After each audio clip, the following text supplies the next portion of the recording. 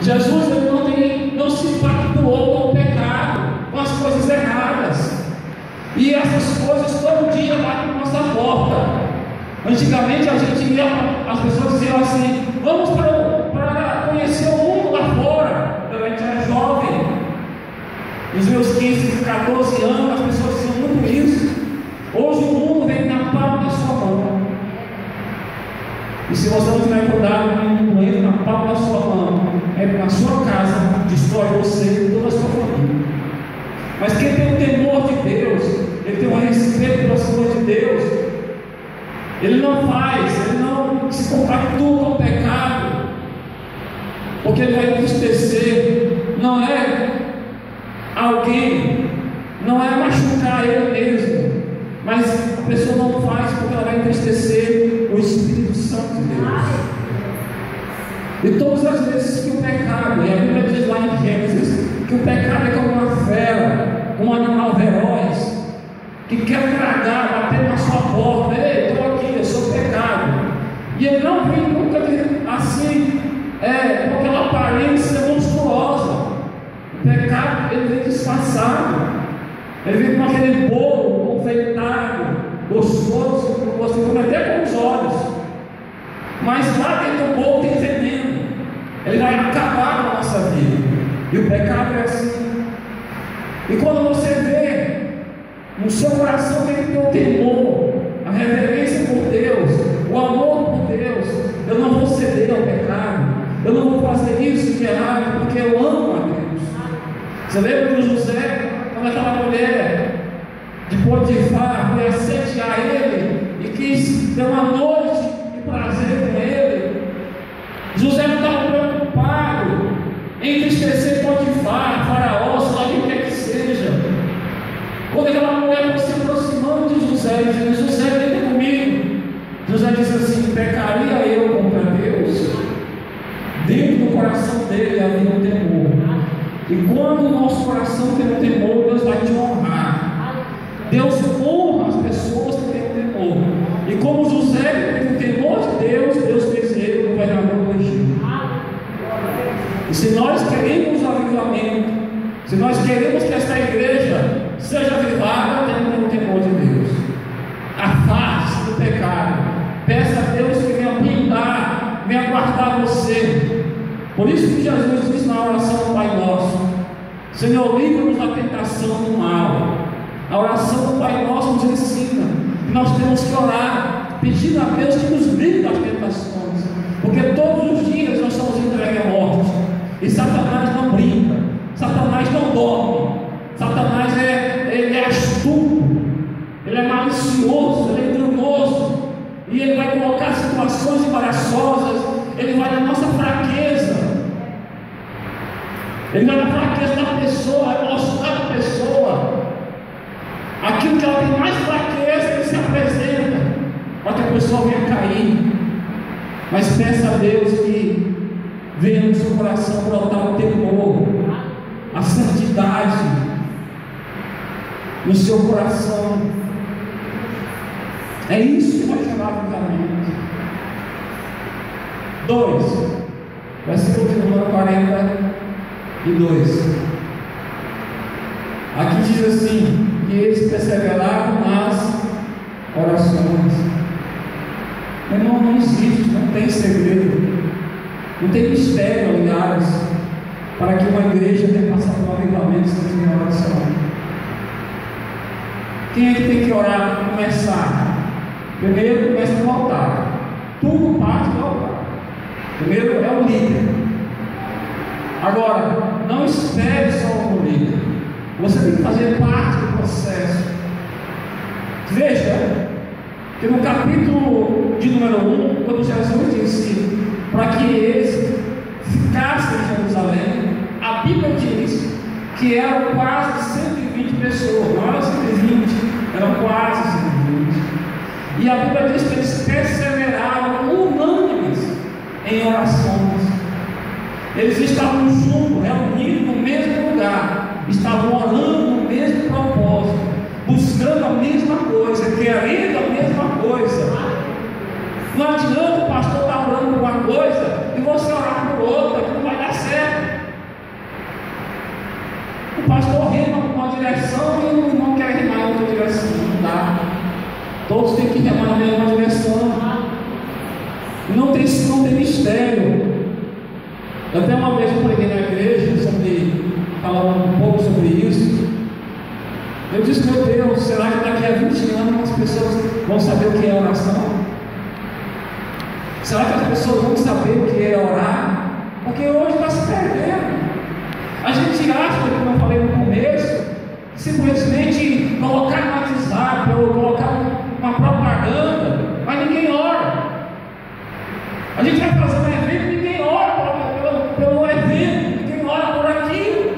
A gente acha que só é fazer, não estou dizendo que é errado, faça isso, faça aquilo, organize aquilo, faça bem feito. Mas por trás disso tem que haver uma base, uma licença que é oração. Tem que pagar o preço, meu filho. E a igreja de Atos, essa igreja que começou em Atos, começou fazendo a coisa certa. Eles começaram certo, por isso que deu certo. E a Bíblia diz que no versículo 47, eles louvavam a Deus, eles caíram na simpatia do povo. E o que aconteceu? Qual era o resultado disso? E o Senhor acrescentava dia a dia os que iam sendo salvos. Porque o povo orava, a igreja orava. A igreja perseverava na oração. Não era orar só no momento, uma vez no ano a igreja vai fazer um propósito de oração, não. Eles perseveravam dia a dia em orações. Se o pastor convida, assim, o líder convida, vá, participe, se você não puder todo dia, ou se for todo dia, se for só uma vez por semana, vá, faça um esforço, ore. Não, mas eu não vejo resultado, calma, tenha paciência. Agora, a oração, quando você ora, aí é mais fácil você partir para a ação. Aí você vai correr para agir, porque você já está debaixo de uma oração. E hoje a igreja, infelizmente, está escassa nas orações. Ninguém quer orar, ninguém quer buscar, ninguém quer pagar o preço. Mas se for para receber, todo mundo quer. Chegar um pregador e dizer, receba, você não vai levantar a mão para receber. Agora, se disser, vai buscar, aí ninguém vai buscar. Por isso que Jesus diz, pedir para se buscar, buscar e achareis. Ou seja, Jesus nunca disse que seria fácil. Se você ler o ministério, ler o Evangelho, o ministério de Jesus, a vida de Jesus, todo o ministério, ela é debaixo de oração. Para começar, ele começou 40 dias no deserto, jejuando e orando, se enchendo do Espírito Santo de Deus, buscando o poder de Deus, para depois começar o ministério. E a gente acha que fazendo um curso de teologia, ou sendo isso, fazendo aquilo, ter uma boa eloquência é suficiente. Tudo isso é importante, mas tem que estar debaixo de oração, do poder de Deus. E a igreja aqui começou muito bem, começou debaixo de orações, começou orando, buscando, clamando a Deus. E se você vê o ministério de Jesus, todo o tempo ele está orando. E a Bíblia diz que Jesus se retirou para orar, e Jesus estava orando. Quando Jesus foi escolher os 12 apóstolos, ele passou a noite todinha orando para escolher os 12 apóstolos. Todo o ministério de Jesus foi oração. Jesus ensinou que nós temos que perseverar em oração. Jesus ensinou a orar e não esmoreceis. Não se desanime, continue orando, continue buscando. Ele ensinou isso. E a igreja, meu irmão, está numa fase que as pessoas não sabem mais nem o que é oração. Eu estou falando porque eu vivo isso, eu vejo isso. Não se engane de você ver uma igreja que tenha 1.000, 2.000, tudo lotado de gente. Não se engane, não. É bonito, é maravilhoso, Agora, quando se lança e diz, vamos orar, de 1.000 aparece 5, aparece 10. Eu sei o que eu estou falando. Eu sei o que eu estou falando. Agora, o importante é começar. O importante é orar. Comece, vá se juntando, vai se agregando. Comece orando, comece assistindo e vai agindo. Vai orando, vai agindo, vai orando, vai agindo.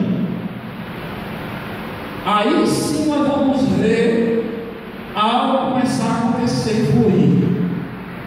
Mas se não tiver isso aqui, você pode colocar, vai fazer uma festa, vai fazer isso na igreja, você pode comprar um horário na Mirante, na Rede Globo, no intervalo do Jornal Nacional, que é dos minutos mais caros que tem. Você comprar o horário, jogar a publicidade lá, vai ter isso, vai ter aquilo, não aquela coisa. E paga caro, para colocar 30 segundos, olha, é um absurdo. 10 segundos já é caro. É um absurdo, você não sabe quanto custa colocar uma publicidade no horário desse. Paga, vai lá e coloca, quero 15 segundos, no intervalo do jornal, colocar aqui uma chamada para que vai acontecer isso lá na igreja. Agora, se a igreja não estiver orando, não vai acontecer nada. Você vai ajudar a gente. Depois não tem nada.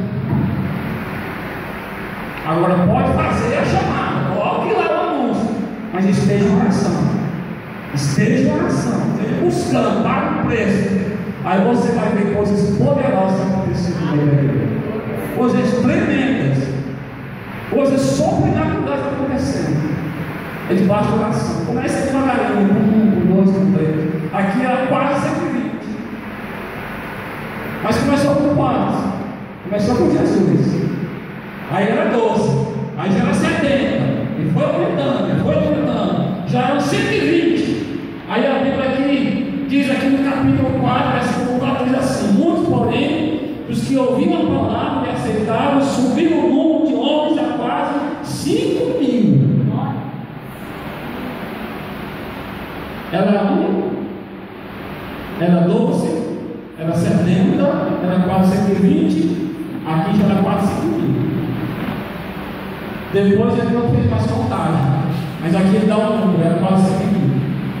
E a Bíblia diz, se você ler outro livro, que o povo caiu na graça, a igreja do povo, os milagres acontecendo, os sinais acontecendo, e as pessoas iam sendo salvas, iam sendo libertas, até o ponto de pegar os lenços e colocar na sombra de pedra, e aonde a sombra dele passava, o povo era curado.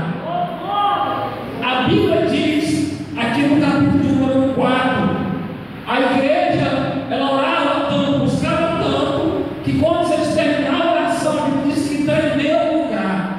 A igreja foi sacudida, e a Bíblia diz que em cada alma havia abundante graça, cheio, e a Bíblia diz que eles foram cheios do Espírito Santo. Sabe por quê? Porque a igreja orava. Eu já participei de uma reunião, pastor, numa igreja, há muitos anos atrás, que a gente buscava, a gente ia para o culto, a gente não sabia como o culto ia terminar. A gente sabia que o culto ia começar na oração, mas no intervalo a gente não sabia. E eu lembro que teve um culto, se eu não me lembro, foi terça-feira.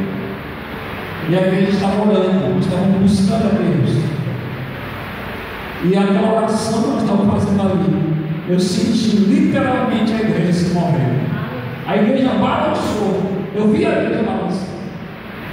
E houve um abundante avivamento naqueles dias. Eu lembro que teve uma festa que o pastor começou a pregar e começou a falar em mistério, e a pessoa se levantou e disse: eu quero Jesus porque eu quero falar essa língua aí também. Pessoas eram batizadas, eram salvas, havia manifestações sobrenaturais, poderosas, porque a igreja orava.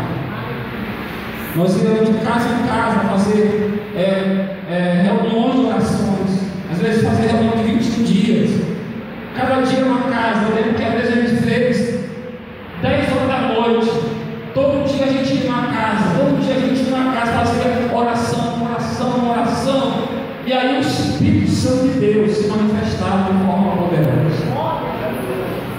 Se nós queremos o avivamento, primeira coisa, tem que haver temor. Segunda coisa, tem que haver oração. Se a oração não tem poder de Deus, não tem milagre, não tem manifestação, não tem libertação, não tem quebrantamento, tem que orar. Eu lembro que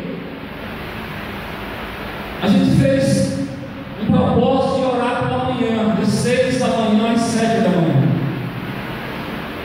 E eu nessa época não tinha veículo, não tinha carro. Eu lembro que quantas vezes eu saía de casa às 6 horas da manhã para ir para a igreja orar. E às vezes estava caindo aquela tempestade de água. E as ruas não eram asfaltadas, era cheio de lama. Eu saía de lama e chegava lá na porta da igreja. Às vezes não tinha ninguém, todo molhado. Às vezes chegava um, chegava dois, a gente entrava, mas a gente tinha um prazer de orar, de buscar a presença de Deus. O que está faltando hoje é fome, é sede nos corações das pessoas. Peça para Deus colocar no seu coração sede. Peça para Deus colocar no seu coração fome pela sua presença, de buscar a sua presença. Mas não tem para nublado, não vou. Falei no sol, não vou. Está chovendo, não vou. Como é que vai? Comece, vá, ore. Aí você vai ver as coisas acontecendo. Não só na igreja, mas na sua vida. Você vai ver os mistérios se revelando diante da sua visão. Você vai ver coisas acontecer. Você tem que orar, tem que buscar, tem que pagar o preço. Mas ninguém quer, ninguém faz. Aí a gente fala em avivamento. Não, esse avivamento tem que começar aqui. Aqui está a receita, porque aqui deu certo. Aqui deu certo, aqui está a receita. Aqui não tem como dar erro. Não tem como dar erro, não tem como falhar isso aqui. Você pode inventar outras coisas, mas se você e eu, se a igreja, ela cumprir esses métodos que estão aqui, o que está escrito aqui, não tem como dar errado. A igreja ela vai passar pelo avivamento, desde que ela faça o que está escrito na palavra. Para isso tem que orar. 3. Eu me já caminhar para o encerramento. E a perseverar na comunhão. Ninguém faz nada sozinho, nem Jesus. Jesus poderia fazer tudo sozinho. Começou o ministério só, e vai seguindo só, poderia fazer, mas não. Ele chamou 12. Para quê? Para ensinar, para treinar, para compartilhar a visão que ele tinha, para que esses 12 chegassem até nós que somos hoje. Ninguém faz nada sozinho. Uma igreja avivada, uma igreja que tem avivamento, uma igreja que tem comunhão, uma igreja que tem unidade. Agora, se um puxa para um lado, outro puxa para o outro, não vai dar certo. Se um quer fazer alguma coisa, o outro quer puxar o tapete, se aonde tem divisão, não tem avivamento, vai ter destruição. Porque o maior interessado na divisão é o diabo. E Deus derrama a bênção, Salmo 33, é na união. Aí o pastor, o líder diz: vamos fazer isso, isso vai dar certo. Isso aí não é para ti, não. E o pastor diz: não, vamos fazer isso, vai acontecer isso. Aí a pessoa diz: não vai dar certo, não. Tomara que dê errado. Isso aí, a pessoa nem responde. Precisa falar, só me diga. Uma pessoa que tem esse espírito, será que ela nela habita o Espírito Santo de Deus? Irmãos, se não tiver unidade, se não tiver comunhão, as coisas não. Essa igreja é uma igreja pequena e simples, mas se você der as mãos, se você se unir na mesma comunhão, no mesmo propósito, na mesma visão, vocês verão algo acontecer. Agora, se um fica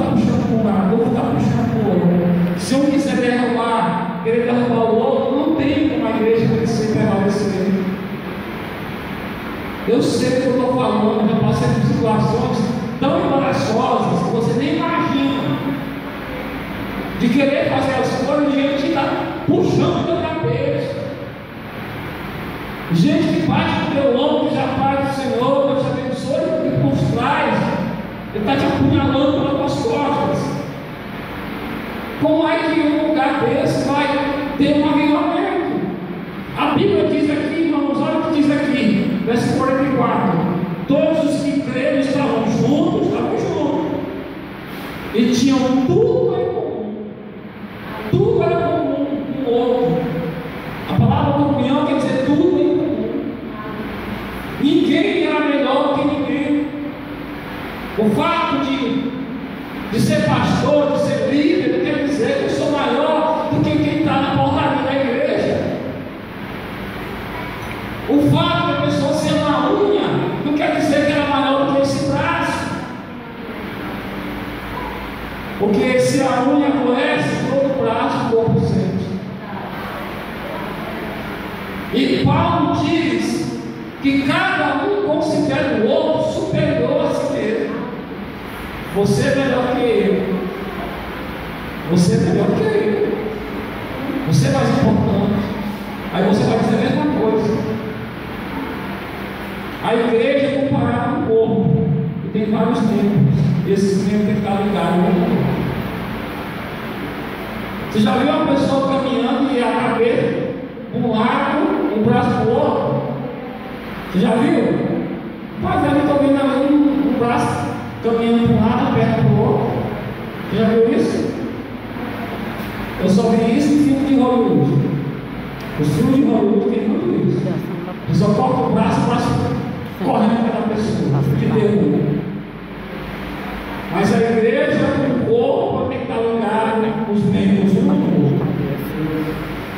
Ou seja, aqueles membros, que Paulo diz lá em 1 Coríntios, que se consideram inferiores, eles são mais importantes. E aí tem gente que, eu sou mais importante. Eu sou pastor. Eu sou presbítero. Eu sou líder do departamento tal. Eu sou mais importante do que você. É nada. Você pode sim, então. Mas nós estamos aqui porque Deus é maravilhoso. Sua graça é boa. Você tem que dar as mãos. Tem que subir. Tem que ter comunhão. Tem que ter unidade.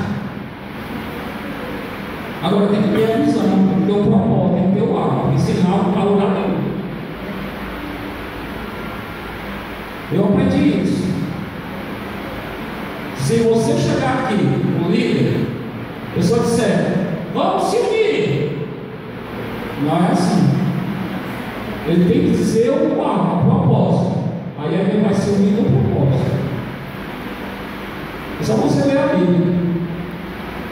Você já viu lá em Gênesis, a Torre de Babel?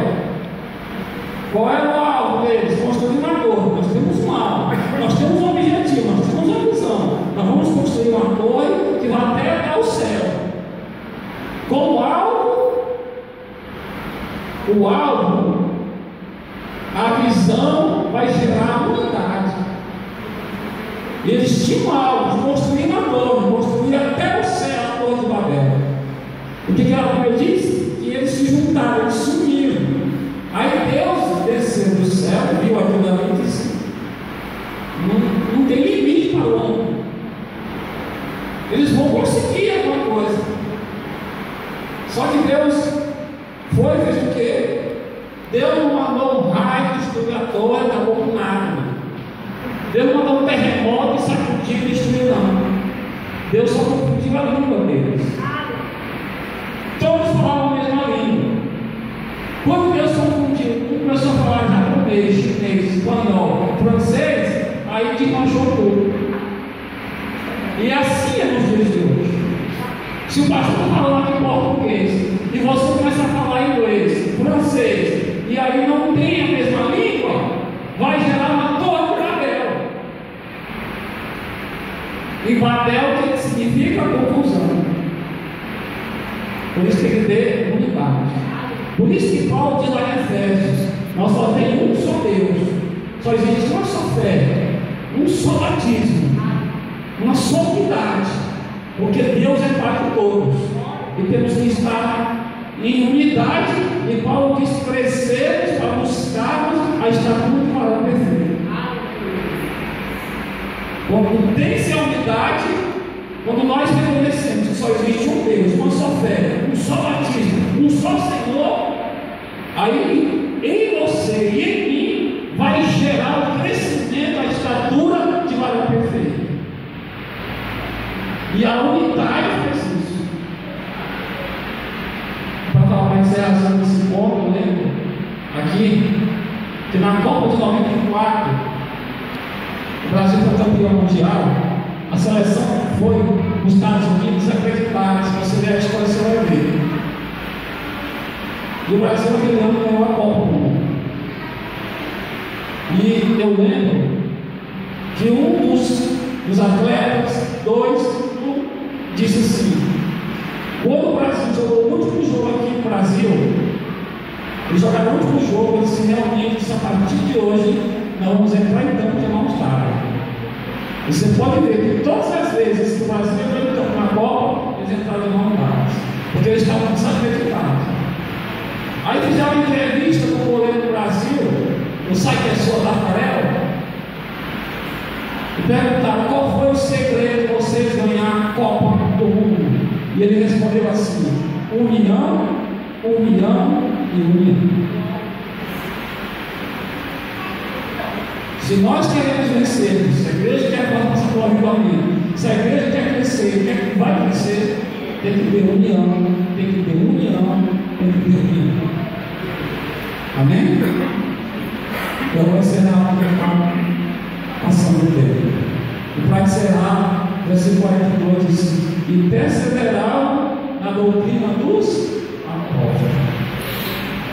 Quer dizer, e perseveraram nos ensinamentos de Jesus Cristo. A igreja que é avivada e quer passar pelo avivamento e quer o avivamento, tem que perseverar aqui, ó, a palavra de Deus. O resto é o resto, está aqui, a palavra. Porque a palavra é que salva, a palavra é que cura, a palavra é que liberta, a palavra é que aviva, a palavra é que anima, a palavra é que restaura, é a palavra que traz alegria, que traz ânimo, é a palavra. É a palavra que traz a cura para o pecado, a libertação é a palavra. Pois Jesus disse: conhecereis a verdade é a palavra, porque Jesus é a palavra de Deus. E uma igreja que ama a palavra e que vive a palavra é uma igreja que tem, com certeza, grande chance, 100% de chance de ter um grande avivamento no seu reino. Agora, tira a palavra, você vai ver o que vai acontecer. Vai entrar pecado, vai entrar tanta desgraça, porque a palavra que confronta o ser humano.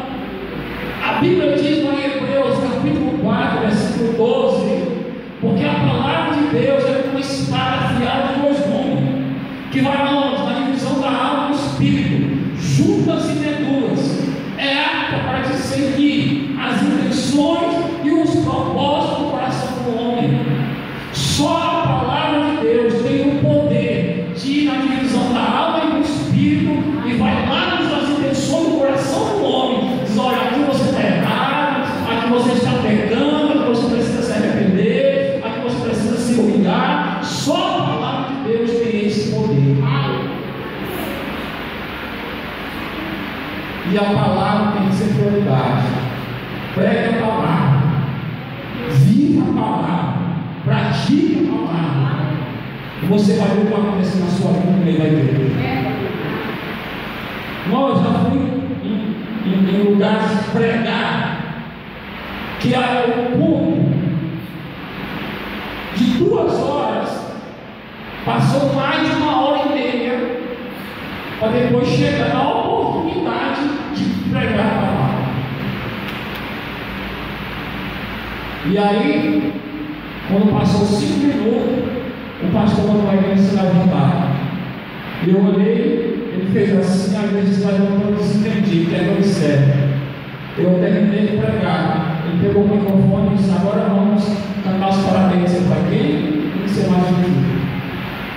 Aquele dia o Espírito Santo se entristeceu, porque está tirando a palavra do altar. Esse altar é para pegar a palavra. Você tem que viver a palavra. Aqui não é contar a história de carochinha, para boi dormir. Livro de poesias. Os livros de poesias que ficam para os poetas. Aqui não é lugar de filosofia. A filosofia tem que ficar com Platão, com Sócrates, esses homens aí. Aqui não é lugar para técnicas de hipnose, de invencionista humana, de falar de homens que passaram no passado, que existe. Não, é a palavra. Tem que pregar a palavra, tem que viver a palavra.